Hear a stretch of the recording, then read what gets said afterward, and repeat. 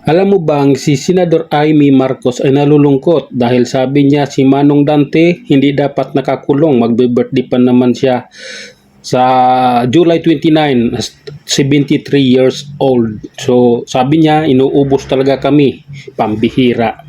Yun nga, inuubos pati ata siya gustong ipakulong ng kapatid niya dahil nga nilalabanan niya yung kanyang kapatid na presidente at siyempre gusto din siyang yariin ng kanyang kapatid. Hindi siya ginagalang bilang ate.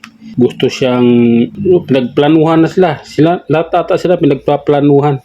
Lahat ng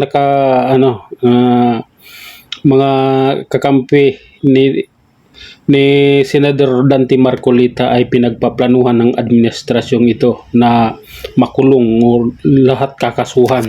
Diba susunod ata si Senador Robin Padilla, kakasuhan nila. Yung mga kakampi nila, yung mga nagiging tuta nila, hindi nila gagalawin.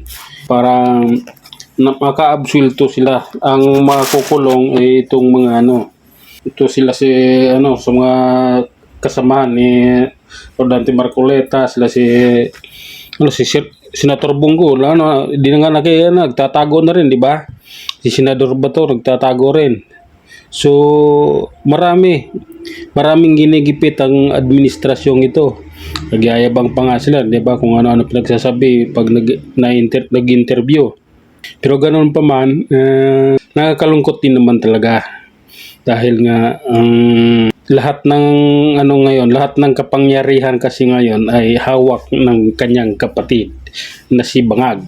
Diba? Hawak noon lahat. Basta lahat uutusan lang niya, kailangang sumunod.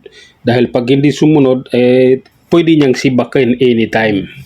Pwede niyang tanggalin anytime.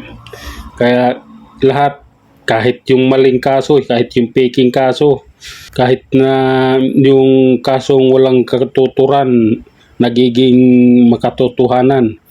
Yung mga gawa-gawang kaso na pinapile nila, tulad nito, yung kasong plunder na kinaso nila rito dahil lang doon sa pagtawag nitong bigay ng donasyon sa kanya.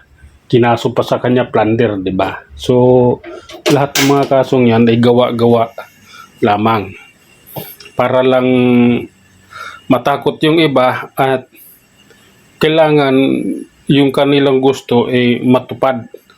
Diba? Dahil yung pinakapunot dulo naman talaga dito si BP Inday Sara ay gusto nilang matanggal. Kaya lahat ginagawa nila, lahat